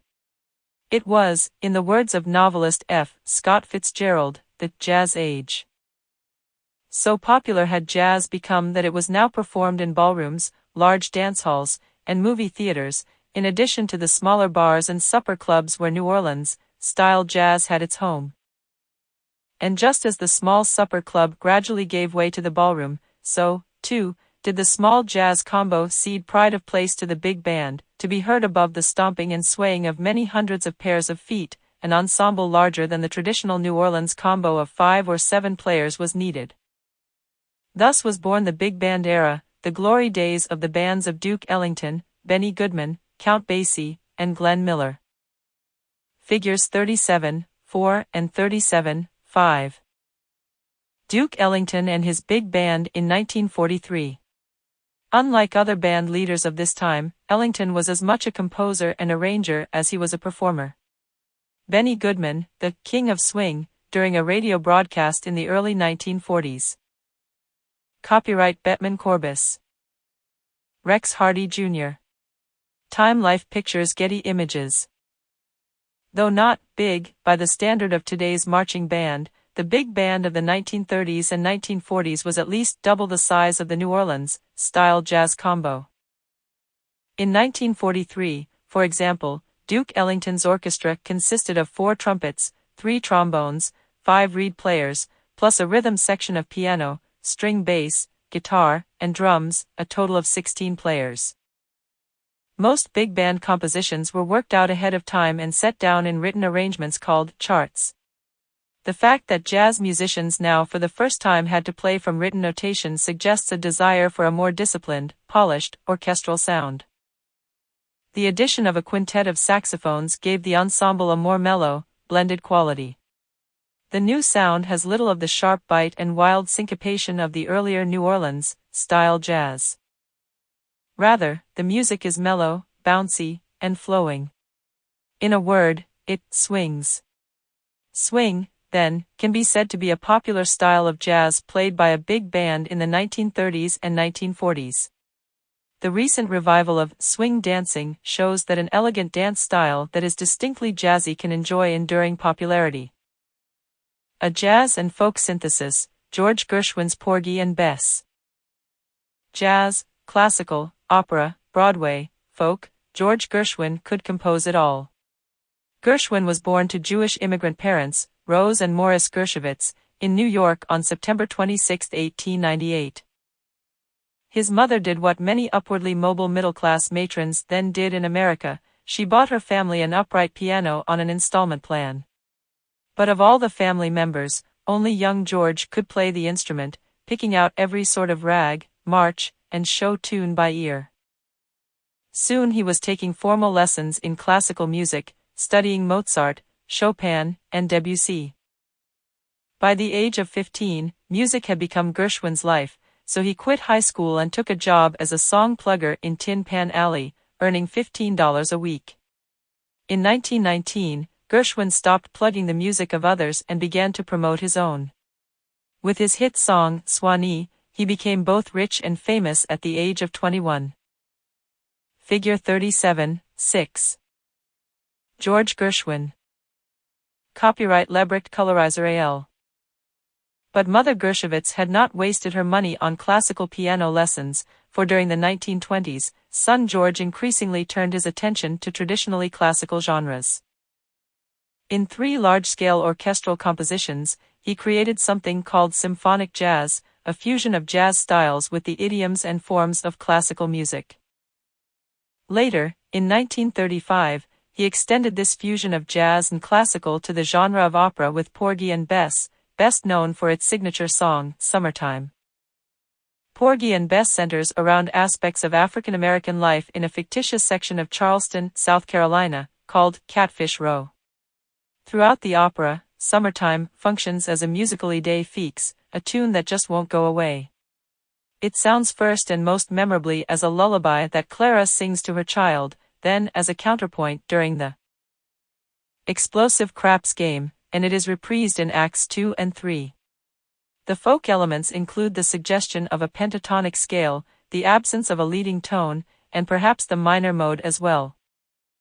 To the extent that an element of jazz is audible, that depends on the performance, on how much liberty the singer and players take sliding between the pitches and improvising against the melody, that is, on how much they jazz it up. The materials on the text website will help you understand and pass tests on the content of this chapter. In addition, you may complete this chapter's listening exercise interactively, as well as view active listening guides and other materials that will help you succeed in this course. Key words: folk music, country music, ballad, fiddle, banjo, verse and chorus, blues. Instrumental, break, blues, scale, blue note, jazz, ragtime, New Orleans jazz, rhythm section, chorus, big band, swing, symphonic jazz. 38. Post-war jazz. For the United States of America, the first half of the 20th century was an age of anxiety, marked by 2 world wars and the Great Depression. By contrast, the second half of the century was an age of prosperity, in which the income of most Americans greatly increased. For jazz, however, the opposite was true. The popular big bands of the 1930s thrived during the Great Depression and at the beginning of World War II, but when the war ended and America's GIs returned home to their families, another jazz style, with fewer practitioners and less of an audience, was emerging in New York. This style came to be called bebop. Bebop. Bebop, created by jazz musicians in search of an art form that offered a greater amount of expressive freedom, never enjoyed the popularity of big band swing. Many of the best young post-war performers felt that playing from written big band charts limited their creativity. They wanted to return to a style in which improvisation was more important than composition and in which the performer, not the composer or arranger, was king. Choosing their playing partners carefully, they jammed in small, select groups in nightclubs in Midtown Manhattan and in Harlem, and in so doing created a new, virtuosic style of jazz. Bebop, or bop, is angular, hard-driving jazz played by a small combo without written music. Although no one is quite sure of the origin of this term, it probably derives from the syllables scat singers would have used to vocalize the fast, snappy melodies that characterize the style. A typical bebop ensemble consists of a quintet of trumpet, saxophone, piano, double bass, and drums, many fewer players than in a big band. The founding practitioners of this style often took pre-existing melodies and embellished them to a point where the original tune became unrecognizable. The best soloists, among them saxophonist Charlie Parker and trumpeter Dizzy Gillespie, had astonishing technique and played at breakneck speed. The harmonies under their frenetic melodies were also altered, resulting in complex and sometimes obscure and dissonant chord changes. Bebop thus required virtuosic technical skill and a keen musical ear to recognize such chord changes. Not all big band musicians had the ability or the interest to play this new style. Bebop was for an elite few, and its small audience was less interested in what was being played and more interested in how it was played. The man who played like none who had come before, the icon of bebop, was Charlie Parker. Charlie "Bird" Parker. Perhaps the most gifted of the bebop artists was Charlie Yardbird or Bird Parker, the subject of Clint Eastwood's film Bird. Parker was a tragic figure, a drug-addicted, alcoholic, antisocial man whose skills as an improviser and performer were nonetheless greater than those of any other jazz musician, save Louis Armstrong. Indeed, the lives of Armstrong and Parker make an interesting comparison. Both were born into the extreme poverty of the ghetto, Armstrong in New Orleans and Parker in Kansas City, and both rose to the top of their profession through extraordinary talent and hard work. But Armstrong, an extrovert, viewed himself as a public entertainer as much as an artist. Parker, on the other hand, didn't care whether people liked his music, and he managed to alienate everyone around him, including, finally, his longtime friend and playing partner Dizzy Gillespie. He would die of the effects of his many excesses, alone and broke, at the age of 34. Parker's personal life may have been a mess, but his inventive style of playing irrevocably changed the history of jazz. In the mid-1940s, Parker teamed up with another bebop icon, Dizzy Gillespie, to create what would become most of bebop's early standards. A standard is a tune so influential as to cause other musicians to record many other interpretations of it, each new version being what is called a cover. It is not uncommon for a standard to be recorded by more than 100 different artists. By creating and recording what became a string of standards, Parker and Gillespie solidified bebop as a legitimate form of jazz, and soon they were ranked with Armstrong and Ellington as the era's most influential jazz artists. One standard that Parker and Gillespie created is Salt Peanuts, which exhibits many characteristics typical of the bebop style, including a frenetic pace, complex melodic lines, and a focus on improvisation. Both Parker and Gillespie display their virtuosity and brilliant sound in their respective solos, which feature abundant notes and little space between them. Figure 38, 1. Charlie Bird Parker and Dizzy Gillespie. Frank Driggs Collection Getty Images. Cool jazz. By 1950, jazz was no longer young, indeed, it had been around nearly 50 years.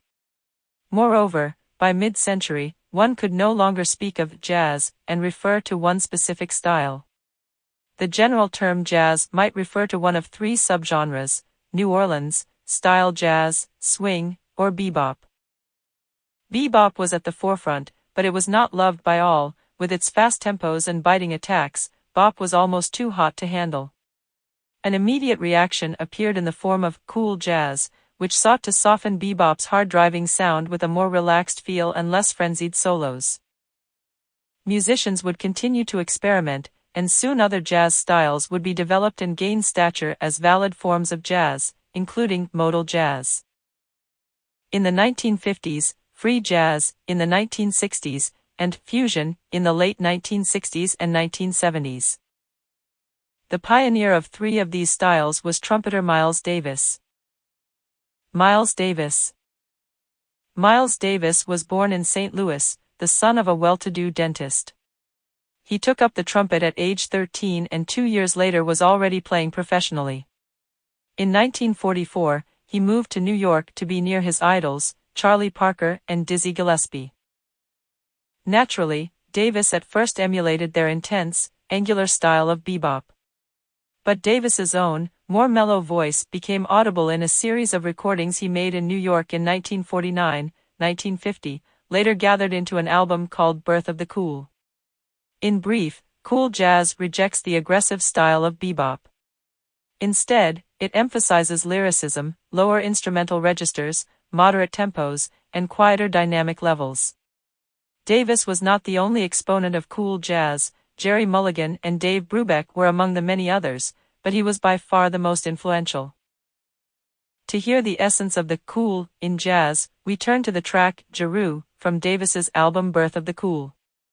Instead of a small jazz combo, which might typically consist of 5 players, Davis assembled for Birth of the Cool a Nanette.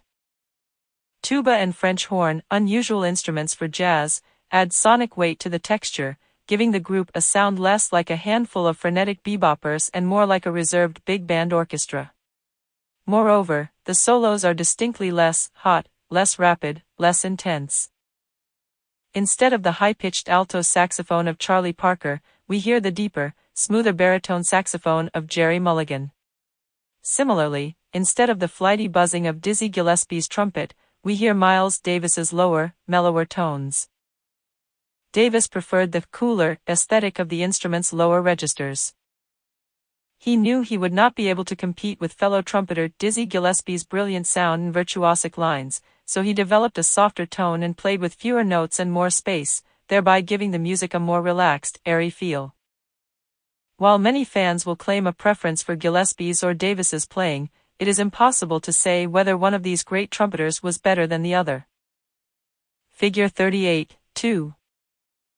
Miles Davis at a recording session for his seminal album Birth of the Cool. Hultendeutsch Collection Corbis. Fusion and Beyond. In the late 1960s, Miles Davis became influenced by the music of Sly and the Family Stone, and released 2 albums that incorporated rock elements. This new music was originally referred to as jazz rock but was later more commonly called fusion. As younger musicians, inspired by the intricacies of jazz but weaned on the rock and roll of Chuck Berry and the Beatles, embraced this new music, fusion became cemented as a new style of jazz. Today, many styles of jazz can still be heard regularly. New Orleans jazz, also called traditional jazz or Dixieland, remains a trademark of the city that gave it birth. Schools across the country have jazz programs that feature big bands. Bebop is still drawing listeners into the nightclubs of New York City, and cool and fusion are still featured on jazz radio stations. Current jazz artists, such as singer-pianist Diana Krall, trumpeter Chris Botti, and saxophonist Boney James, enjoy both critical and popular acclaim despite competing against the juggernaut that is pop music. Certainly, however, the most influential and most recognized jazz artist today is Wynton Marsalis. Wynton Marsalis, spokesperson for Jazz Today. Our discussion of jazz began in New Orleans, and it ends there as well. Today, our best-known jazz musician is Wynton Marsalis, a native of New Orleans, the birthplace of traditional jazz. He is the son of pianist Ellis Marsalis and the younger brother of saxophonist Branford Marsalis. Being part of a musical family, Marsalis received his first trumpet at the young age of 6. To build a virtuosic technique and to know what makes music great, he studied the classical repertoire, enrolling at the Juilliard School in New York City in 1979. In 1984, Marsalis became the only person to win a Grammy simultaneously as a classical performer and a jazz performer. In all, he has garnered 9 Grammys, including one for his jazz oratorio Blood on the Fields, which also won a Pulitzer Prize in 1997. Since 2006, Marsalis has been director of jazz at Lincoln Center, a New York City performance center that preserves jazz's past while promoting its future. From this venue, Marsalis serves as both the voice and the face of jazz today. His wonderful rendition of the 1920 ballad, In the Afterglow, another standard here given a cover by Marsalis, showcases his exceptional and expressive artistry. As you listen, ask yourself, is Marsalis's playing here in the hot bebop style of Parker and Gillespie or the cool style of Miles Davis? Figure 38, 3. Wynton Marsalis. Copyright Andrew Lepley Redfern's Getty Images. The materials on the text website will help you understand and pass tests on the content of this chapter. In addition, you may view active listening guides and other materials that will help you succeed in this course. Key words: bebop, standard cover, cool jazz fusion. Broadway, film, and video game music. 39. The previous two chapters explored genres of American popular music in which oral transmission played a predominant role. Country music and blues, with their origins in folk traditions, were initially conveyed from one generation to the next with almost no use of notated music. A significant proportion of jazz, too, was and is unwritten, spontaneous improvisation, so central to jazz's essence, by definition excludes the use of notation. But some popular music, in contrast, required musical notation.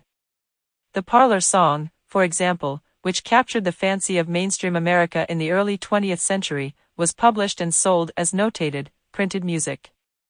This was music you could buy and hold in your hands.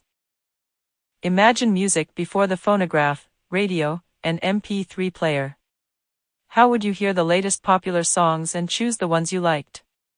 Songs could be sampled at a local music store, where a song plugger, such as the young George Gershwin, peddled them by singing and playing at the piano. Scored for voice and piano, each song was available for purchase as sheet music, usually a single large sheet folded to produce 4 pages. Having purchased the song, you could then sing and play it at home on the parlor piano. In this way, middle-class Americans at the turn of the 20th century were able to enjoy the latest popular music in their homes, before the advent of the recording industry. Tin Pan Alley, precursor of Broadway. During these years, the largest cluster of music stores in the United States was in New York City, in an area near Broadway and West 28th Street. So numerous and noisy were the song pluggers in this locale that they sounded like a crowd banging on tin cans, and thus this area came to be nicknamed Tin Pan Alley. Here was born the fledgling music industry in America. Many of the larger stores in Tin Pan Alley had both in-house composers to write new songs on the spot and publishers to print them as sheet music. Copyright laws had recently been strengthened, and some songs became huge financial successes.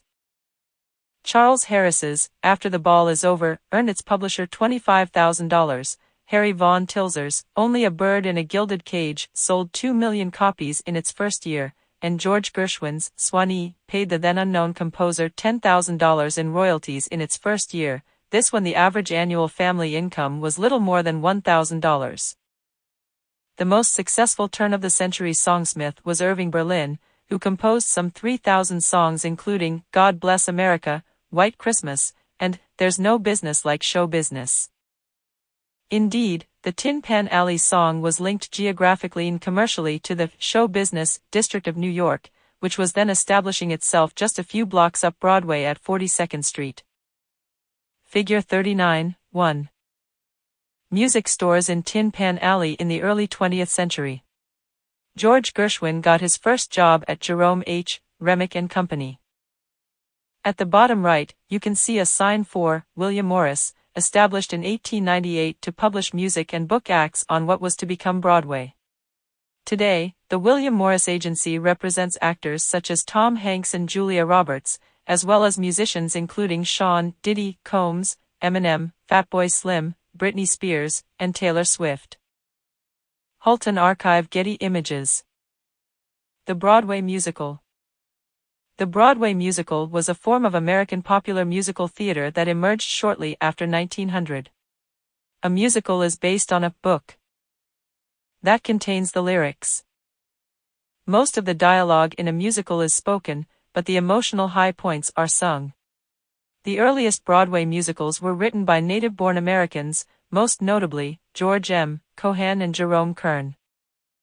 The oft-revived Showboat, with its signature song, Old Man River, is especially noteworthy in that it includes strains of uniquely American music, specifically blues, jazz, and the Negro spiritual. The treatment of the African American experience in Kern's Showboat and Gershwin's Porgy and Bess paved the way for other ethnic subjects in American musical theater, such as Fiddler on the Roof and Westsidestory.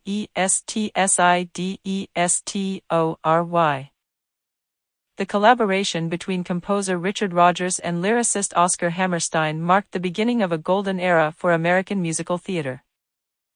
In a span of less than 2 decades, this gifted team produced a succession of blockbuster musicals, beginning with Oklahoma, continuing with Carousel, South Pacific, and The King and I, and concluding with The Sound of Music. Their success was unparalleled. Oklahoma originally ran for 2,248 performances and The King and I for 4,625. Rodgers and Hammerstein struck gold by blending tasteful lyrics with uplifting melodies. Broadway songbooks are filled with such hits as, "Oh, What a Beautiful Mornin'," "You'll Never Walk Alone," "Some Enchanted Evening," "Getting to Know You," and "Climb Every Mountain," all Rodgers and Hammerstein creations. For a period during the turn of the 21st century, Broadway was dominated by the mega-hits of Englishman Andrew Lloyd Webber, which showcased not only sweeping melodies but also dazzling scenic effects, Broadway as spectacle. On January 9, 2006, Phantom of the Opera had its 7,486th performance, surpassing Cats as the longest-running show in Broadway history. On September 17, 2009, it reached an even more impressive milestone, passing the 9,000 performance mark.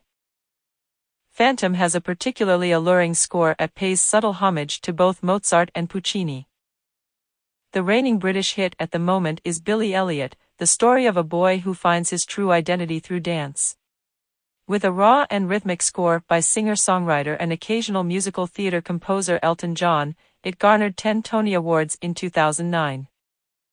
Today, diversity seems to be the watchword on Broadway. There are revivals of earlier American musicals, adaptations of popular movies, adaptations of popular operas, adaptations of stories from popular culture, and musicals that are built out of popular music, ABBA's Mamma Mia! Broadway, not the Uptown Opera House, is also becoming home to groundbreaking innovations in musical theater.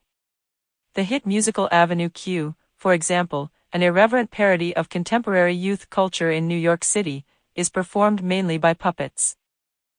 To understand the way these newer versions of the American musical both draw from and break away from the older versions, we must look at a few of the most popular and influential musicals after Rodgers and Hammerstein set the bar. Leonard Bernstein. Bernstein, educated at Harvard and at the Curtis Institute in Philadelphia, was one of the great conductor-interpreters of the 20th century. A protean figure of frenetic energy and diverse talents, he created symphonies and ballets, as well as a film score and 4 musicals. A virtuoso pianist, educator, and advocate for the arts, he even exercised influence on presidents, especially John F. Kennedy. America has never enjoyed a more dynamic musical leader than the lion like Bernstein. West Side Story. One of the most original shows ever mounted on Broadway was Bernstein's West Side Story. In this musical, Bernstein gives the age-old story of Romeo and Juliet a new setting. The feuding families are replaced by New York street gangs, the All-American Jets and Puerto Rican Sharks. In the original musical, everyone speaks and sings in English, but in the 2009 Broadway revival, intended to give the immigrants more legitimacy and authenticity, some songs and scenes are performed entirely in Spanish. The star-crossed lovers are Tony, former leader of the Jets, and Maria, sister of the Sharks leader. They meet at a dance held in a high school gym. Afterward, they rendezvous on Maria's fire escape and sing the show-stopping duet, Tonight. In the lyrics of Tonight, the past, present, and future all seem to converge in a world made suddenly beautiful by the presence of the beloved. The heartbeats of the two are transformed into music, the tempo continually fluctuates, as slower, lyrical phrases rapidly quicken with intense emotion and then slow down again. At times, the melodies are underscored by punchy, syncopated accompaniment in the brass and strings, evoking Latin musical styles in a reference to Maria's background. The two lovers take turns singing to each other and then sing together in unison, illustrating their perfect compatibility.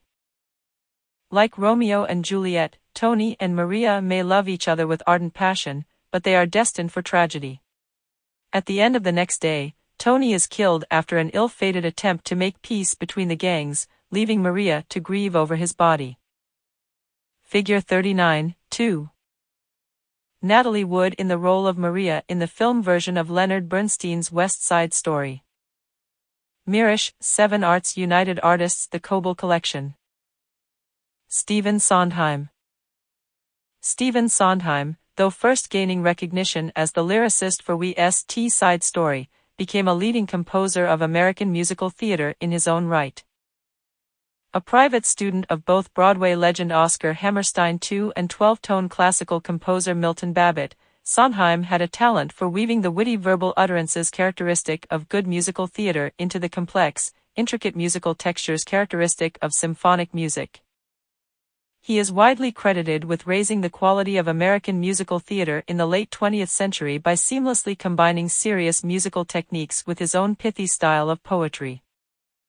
Sondheim's musicals vary widely in style, from Gershwin-like jazz harmonies, to Stravinsky-style dissonance, to Viennese waltzes, as well as to more standard Broadway-style songs.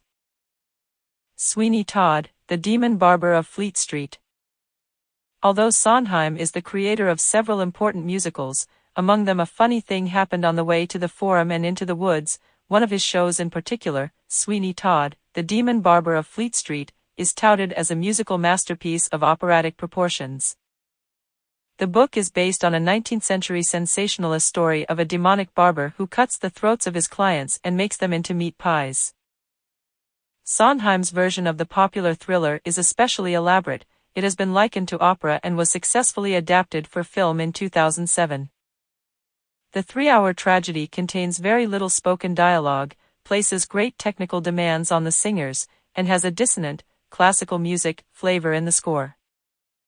Sondheim's operatic musical is complex in a variety of ways. It calls for elaborate stage machinery, and the dramatic structure interweaves intricate subplots about subsidiary characters whom Todd has met throughout his life. But stage effects and dramatic complexity seem almost secondary to the brilliance of the music. The score of Sweeney Todd adroitly leads the audience through Sweeney's grisly story. The ghostly curtain raiser, the Ballad of Sweeney Todd, is a chilling chorus sung directly to the audience. The melody of the choral refrain employs the opening pitches of the Dies Irae, the chant used for the Mass of the Dead. This is just one of many subtle references to other musical genres and traditions that Sondheim deftly folds into his monumental score. For more on this chant. Slowly, out of these initial snippets of text and the minimalist fragments of melody, the composer begins to unify motives, instruments, and singers into massive walls of sound for both chorus and orchestra. Figure 39, 3. Johnny Depp as Sweeney in the 2007 film version of Sweeney Todd. DreamWorks Warner Brothers The Coble Collection Leah Gallo.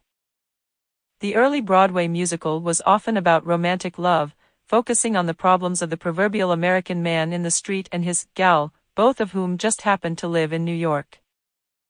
West Side Story and, more recently, Rent, among others, retain the American setting but extend the subject matter to pressing racial and social issues.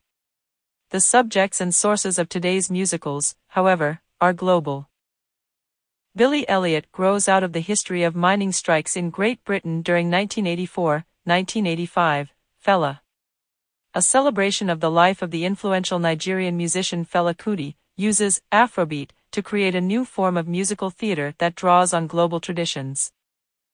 And Mamma Mia! Depends on feel-good, Europop songs of the Swedish group ABBA.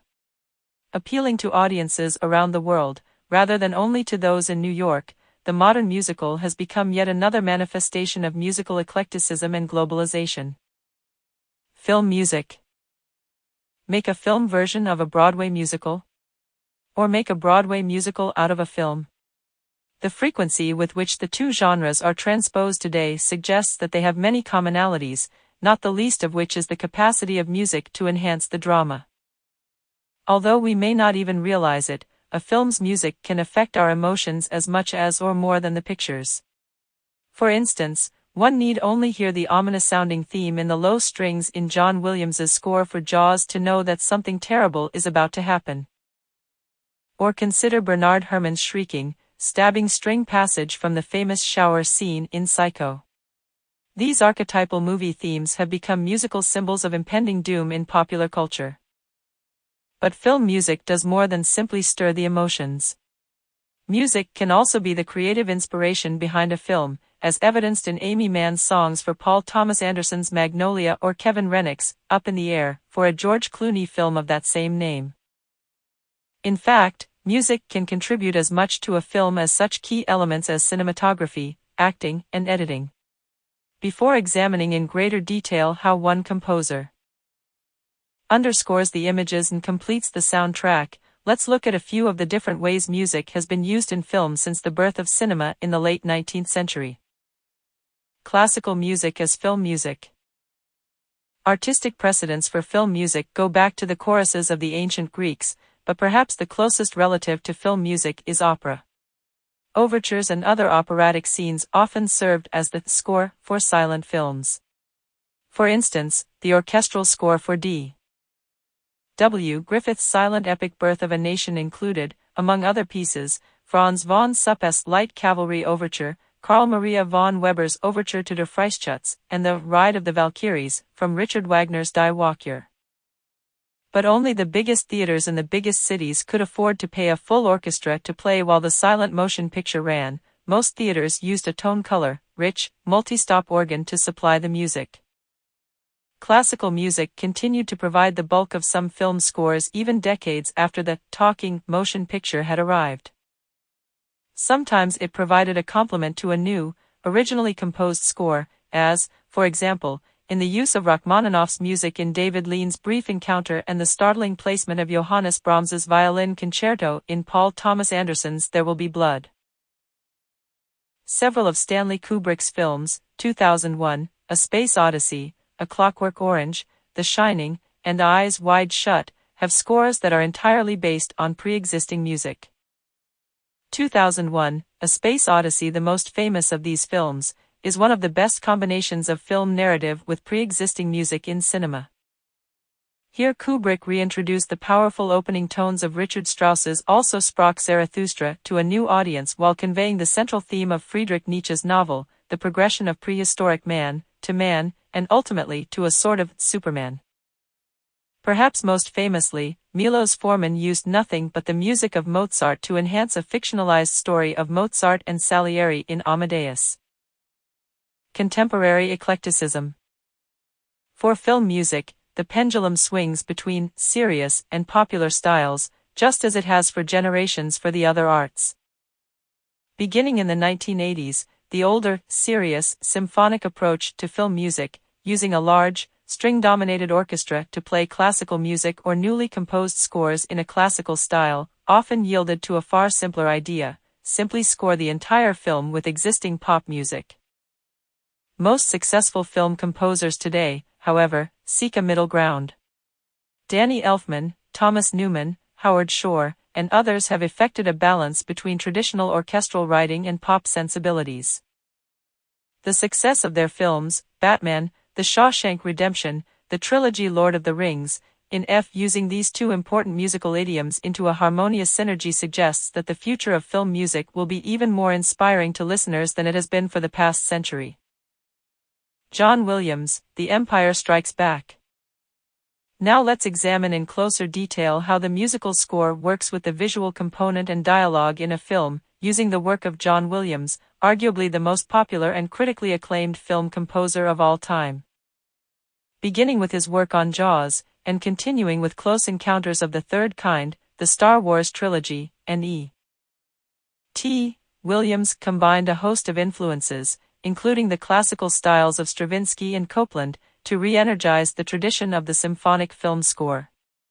In so doing, Williams laid the groundwork for a new kind of symphonic film music that lasts to the present day, as evident in his scores for the Harry Potter series. Williams employs a full orchestral sound but carefully selects certain instruments to underscore the subtle nuances of the dialogue. Similarly, Williams creates striking themes and employs them to represent elemental forces important to the drama. Much like Richard Wagner working with his leitmotifs, Williams alters his salient themes to reflect the ebb and flow of the action. In The Empire Strikes Back, We witness how Williams magically energizes one of the most crucial scenes in the trilogy. Luke learns from Yoda what it is to know the Force and that the power to wield it depends on one's mental acuity, not one's physical abilities. Williams employs three important themes throughout this scene: the main, Force, and Yoda themes. As you're watching or listening, pay close attention to how Williams incorporates each of the themes and how the contour of the Yoda theme, always rising until a climax at the end, is particularly appropriate in this scene where Yoda raises Luke's ship from the bog. In addition, notice how Williams uses the full range of the orchestra, from the delicate sounds of celesta and harp, to the brilliant orchestral climax, as Yoda demonstrates for Luke the power of the Force. Figure 39, 4. Yoda instructs Luke in the fine points of the Force, in The Empire Strikes Back. Lucasfilm 20th Century Fox The Koble Collection. Example 39, 1. Video game music. Broadway and film are not the only places where popular culture and symphonic music come together. Video games, boasting increasingly elaborate visual and aural effects, have in recent years become a major forum for both classically trained composers and popular bands. While the soundtracks of many games continue to draw from classical and popular favorites, original music is now highlighted more than ever. Pop stars can use video games to share new music with their fans, as well as create publicity for their old work. In this way, video games that use pop music are increasingly taking on the functions of other media outlets. For the more continuous instrumental video game music, composers such as Koji Kondo, Nobuo Uematsu, and Martin O'Donnell, best known for his contributions to the Halo series. 2003, 2007, get the opportunity to work within exciting and unusual parameters that they could not explore in any other medium. Like composers of film music, they must create a specific mood for a specific scene. But because video games are highly dynamic systems, constantly responding to the actions of an individual player, their music must be repetitive but variable, highly adaptable to the visual features of the game and to the player's choices. Hear the soundtrack from Halo 3 in the YouTube playlist on the Text website. Over the past several years, video games have also begun to intersect more directly with musical culture. Some teach the player a specialized skill that enables him or her to create actual music in the game. Dance Revolution instructs the player in real movement skills that correspond to the rhythm of the music of the game. And in recent decades, video game music has begun to spill outside the confines of the games into larger musical arenas, such as concert halls. Although live concerts of video game music began in small venues in Japan in the late 1980s, since 2003 they have become fashionable with major symphony orchestras around the world, a good way to lure a desperately needed younger audience to the concert hall. The materials on the Text website will help you understand and pass tests on the content of this chapter. In addition, you may view active listening guides and other materials that will help you succeed in this course. Keywords: Song Plugger Tin Pan Alley Musical. Rock music of Rebellion 40. The origins of rock music can be traced to rhythm and blues, a genre that emerged in the southern United States around 1950. Like earlier blues music, rhythm and blues followed the 12-bar blues chord progression, was set to meter, and featured expressive solo singing. But whereas blues was often introspective and mourn, 5/4, rhythm and blues offered a lively, upbeat aesthetic. The slow tempos typical of earlier blues gave way to much faster, more propulsive rhythms. Drums gave the music a strong, steady beat, electric guitars and basses created a more aggressive sonic texture, saxophones added an expressive, wailing sound, and often the lyrics were as much shouted as sung. Together, these elements produced a raw, driving, highly danceable musical experience. At first, rhythm and blues was created and played exclusively by black musicians for black audiences. But as many of these musicians and listeners moved to the urban centers of the North in the 1950s, a new white audience, now exposed to the style via radio broadcasts, began to hear and dance to this energized black music. Rhythm and blues became the music of rebellious young Americans, a function that only increased when it evolved into rock and roll. Rock and roll. The term rock and roll was not new to the 1950s. The expression had appeared in popular songs as early as the 1920s, and its roots were older yet. Rocking and rolling, originally nautical terms describing the motion of boats, had been used in African American circles to describe not only bodily spasms experienced during religious ecstasy,